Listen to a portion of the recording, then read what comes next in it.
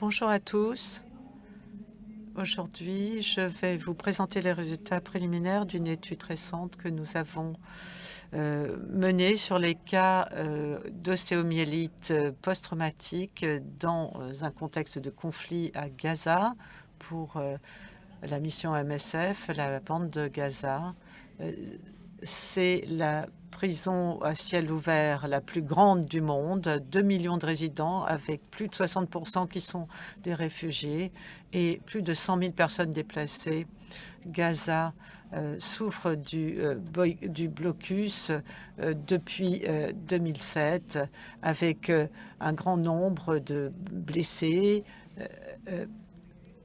On a eu la Grande Marche de 2018 qui a entraîné plus de 36 000 blessés et plus de 200 morts. Tout ça a créé une crise humanitaire chronique. Les résidents n'ont pas beaucoup d'accès à des soins de qualité, l'assainissement, l'électricité et également des pénuries de médicaments qui existent depuis 2014. Le conflit à Gaza a donné lieu à des blessés avec des plaies complexes, des cas d'ostéomyélite, des handicaps. On a également un haut fardeau d'antibiorésistance, un système de santé qui est assez affaibli.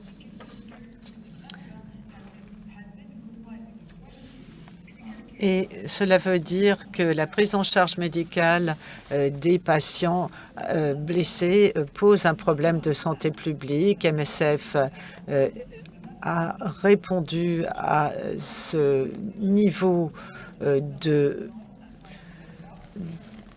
problèmes en 2018 avec des hôpitaux de chirurgie reconstructrice, hôpitaux de Al-Wada et de Nasser, qui sont équipés de laboratoires et d'un programme d'utilisation raisonnée des antibiotiques. Le traitement de ces patients avec ostéomyélite post-traumatique, c'est complexe. On a des traitements avec un niveau vraiment très sophistiqué de chirurgie et d'antibiothérapie.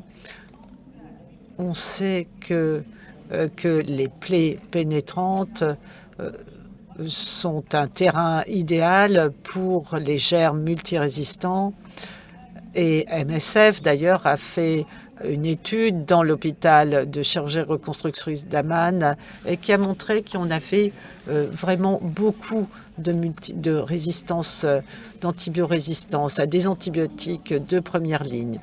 Mais à Gaza, on n'avait pas jusqu'à ce jour étudié ce qui se passait pour ces patients avec ostéomyélite post-traumatique. On a donc lancé cette étude pour décrire les caractéristiques démographiques et cliniques de ces patients dans les hôpitaux de chirurgie reconstructive de MSF entre décembre 2018 et septembre 2021. La population d'études était des patients avec au moins un diagnostic confirmé sur le plan microbiologique d'un épisode d'ostéomyélite post-traumatique, en excluant ceux dont les biopsies et les résultats de biopsie pouvaient avoir été contaminés. Nous avons donc conçu cette étude de cohorte rétrospective. On a eu des données venant de plusieurs sources, les données des patients, entre autres, les dossiers des patients.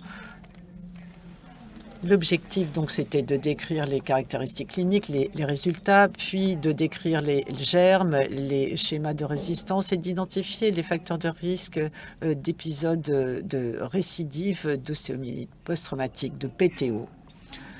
Les éléments sociodémographiques et les caractéristiques cliniques, 202 patients PTO admis en 2019, en majorité, une majorité d'hommes avec un âge moyen de 27 ans, 90% présentaient des blessures palpales.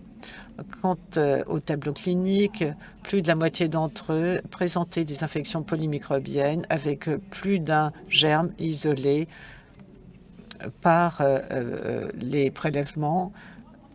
53% d'entre eux présentaient des infections multirésistantes, c'est-à-dire des infections dont les bactéries n'étaient pas sensibles à au moins un antibiotique ou plus de 3 catégories d'antibiotiques, et puis avec 28% de récidives après au moins un épisode d'ostéomyélite. On a identifié 457 pathogènes chez 202 patients,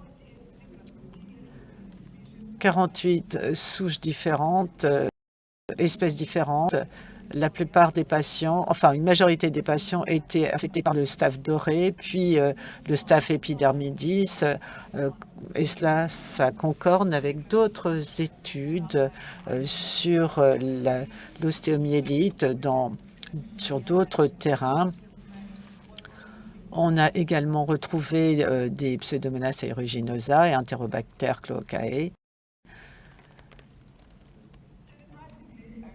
Ce qui est étonnant, c'est qu'on a eu 50% de germes multirésistance avec le staphylocoque doré qui voit sa résistance augmenter. Cette MRSA, cette résistance du staph doré à la méticilline, est tout à fait concordante avec la tendance. En revanche, PARC et ESBL, ces deux formes de résistance ont baissé entre 2019 et 2021. Le CRAB c'est-à-dire que les Acinetobacter baumannii résistants à la carbamazepine ont également été détectés. Diapo suivante, s'il vous plaît.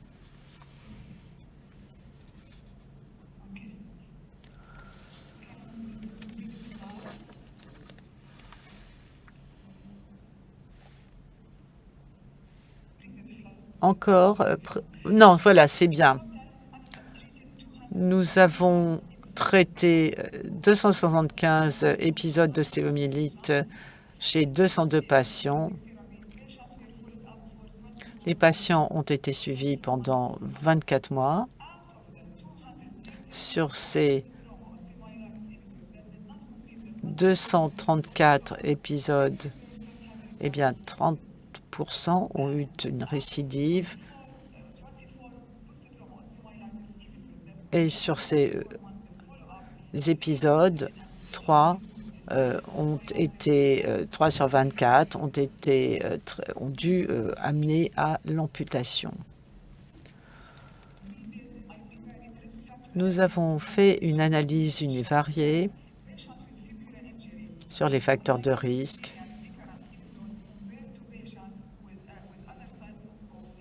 On a montré que les patients avec des blessures impliquant le péroné avaient plus de risques de récidive, et également que ceux qui avaient des infections polymicrobiennes étaient plus à risque de récidive, et que ceux blessés en 2019 étaient plus susceptibles d'avoir une récidive que ceux blessés en 2018.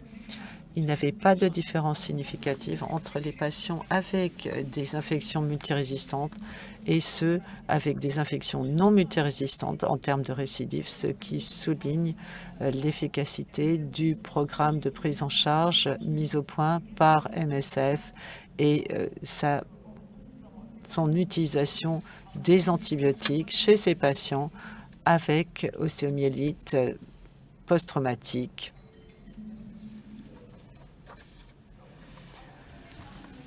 Notre étude, évidemment, comporte des limites puisque c'est un design rétrospectif. On ne peut pas vraiment généraliser, extrapoler à d'autres contextes, mais c'est la première étude de cette ampleur sur l'ostéomyélite post-traumatique à Gaza. Et on sait que le fardeau est très lourd pour la population jeune.